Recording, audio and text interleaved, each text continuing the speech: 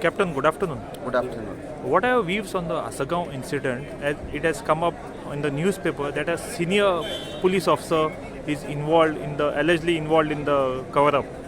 See, we read the newspaper reports in Goa where the police officers have directly put an allegations against the Director General of Police.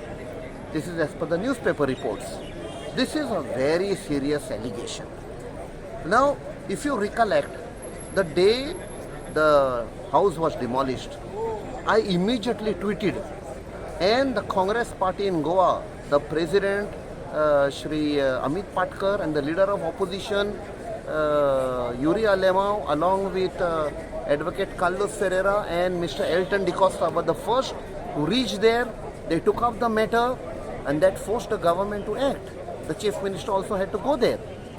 Now, the question arises, if a police officer right at the rank of the DGP is involved in this particular demolition, forcing the police force under him not to act, not to take action, that raises a serious doubt, a serious question on what is happening in Goa. Last many years, we have been seeing that there is increased crime record in Goa. Goa is slowly turning into the crime capital of India. Whoever commits crime in some other part of the country goes to Goa and hides. So, was this happening under the direct coverage of some of the senior most police officers in Goa? That question is to be answered. And lastly, I would ask the Chief Minister, you are the Home Minister, and the DGP reports directly to you. Were you aware or you were not aware? If you were aware, then you have to resign.